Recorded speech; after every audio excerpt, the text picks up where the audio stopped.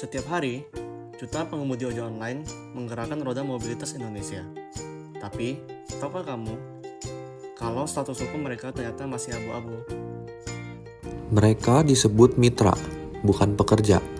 Sehingga banyak yang kehilangan hak dasar seperti upah minimum, cuti, dan jaminan kecelakaan kerja.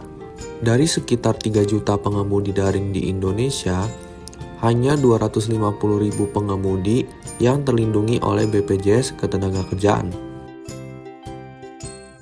Sementara itu, berbagai negara seperti Inggris, Swiss, Singapura, dan Malaysia telah lebih maju memberikan perlindungan sosial dan pengakuan hukum bagi para pekerja digital, menyeimbangkan kebebasan kerja dengan keadilan sosial.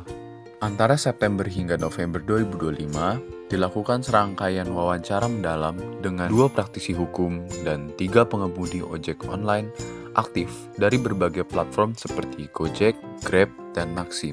Dari sisi hukum, istilah kemitraan dalam UU Ketenagakerjaan dimaknai sebagai hubungan perdata biasa tanpa hierarki atasan dan bawahan. Namun dalam praktiknya, aplikator memiliki kekuasaan yang dominan. Kontrak yang digunakan bersifat sepihak dan pengemudi tidak memiliki posisi tawar yang setara. Bapak Antoni Kolit menyebut bahwa istilah mitra menjadi celah hukum atau legal loophole yang melemahkan hak konstitusional para pengemudi. Mereka bekerja seperti pekerja formal, tetapi tanpa perlindungan formal. Konstitusi menjamin hak setiap warga negara untuk memperoleh jaminan sosial. Tapi faktanya, mayoritas pengemudi ojol tidak terlindungi BPJS Ketenagakerjaan.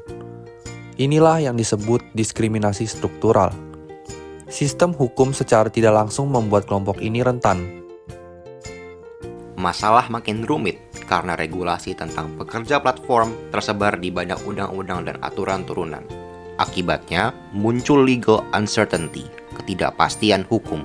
Bapak Antoni Kolit dan Bapak Suwandi SHMH menilai kondisi ini sebagai bentuk diskriminasi struktural, di mana negara belum sepenuhnya hadir untuk menjamin hak warga negara atas jaminan sosial sebagaimana pasal 28H UUD 1945. Salah satu driver Maxim berkata, lebih baik dianggap sebagai karyawan agar para driver lebih nyaman karena ojol sangat dibutuhkan di masa sekarang. Sementara pengemudi Gojek menambahkan, BPJS Ketenagakerjaan penting, tapi sebaiknya ditanggung bersama antara aplikator dan driver. Kalau dibiarkan, resikonya besar, ketidakpastian hukum, konflik dengan perusahaan aplikasi, dan kerentanan ekonomi bagi jutaan pengemudi. Solusinya adalah merumuskan regulasi yang lebih spesifik mengenai hubungan kemitraan pekerja platform, baik melalui peraturan pemerintah maupun kebijakan turunan dari Kementerian Ketenagakerjaan. Regulasi ini perlu menjamin perlindungan dasar seperti BPJS dan keselamatan kerja, sekaligus menjaga keseimbangan antara kepentingan pengemudi, perusahaan aplikasi, dan konsumen. Bapak Suwandi SHMH menegaskan bahwa tanpa sanksi tegas dan sistem pengawasan yang efektif, regulasi baru hanya akan menjadi dokumen di atas kertas. Selain negara, platform juga perlu ikut bertanggung jawab, minimal dengan menyediakan perlindungan dasar, asuransi kecelakaan, iuran BPJS, atau tunjangan kesehatan tambahan.